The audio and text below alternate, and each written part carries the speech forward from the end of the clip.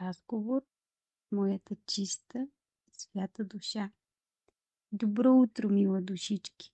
Добро утро! Аз съм ти прекрасна. Ето пак съм тук с пълни шепи с любов, която искам да ти споделя, която излива се от дъното на моята душа, която искам да ти подаря. Очи отворих още в тъмни доби. Отново ги затварям, но отвътре нещо тъй силно противи се в мен. Не иска и да чуе вече, че съм още уморен. А казва ми: пиши, пиши, тефтера взимай, че едва ли ще запомниш всичко онова, което ще си поговорим в следващите мигове, които при вас се измерват в часове. И вземам аз, за да запиша. Като тя говори, аз мълча, а после викам си: защо? Защото много често е за всички, не за мен. А и коя съм аз, че да спирам новините, които идват за спасението на душите. Послание отново за всички, прошепна тихо тя. Коя е тя? Да, това въпрос е важен и ще отговоря хей така. Тя, доколкото знам, се нарича моята най-чиста душа. Моята по-висша връзка със света, с матрицата, с голямото творение, с тъй нареченото цяло, единение. Нека продължим, ако си готова, каза тя, и аз не възразих, а усмихнах се и продължих.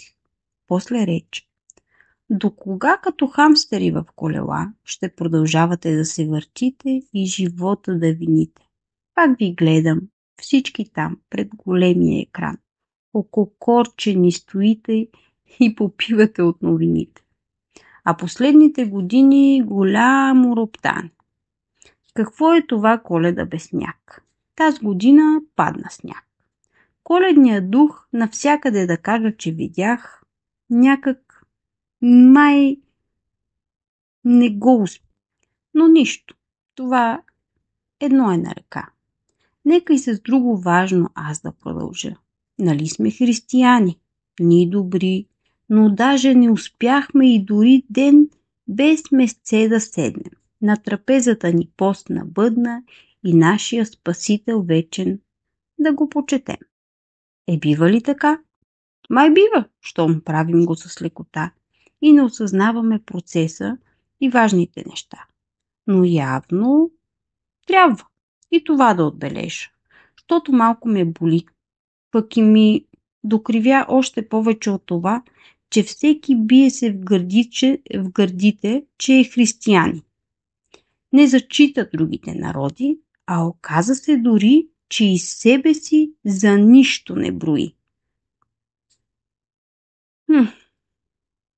И какво оказа се сега? Че вашите предци, кръв, живот и чест и слава, за Бога си умираха без тон, а сега на християнин православен му е натежало цял един ден да останем без месце и молитва от сърце да промълви с кръстени ръце. Чудно време май настана, без пържолка в тигана. Някак си не сядат на трапезата си вечер истинските ни мъже. А кое е истинско и кое не е, кой сега ще ми го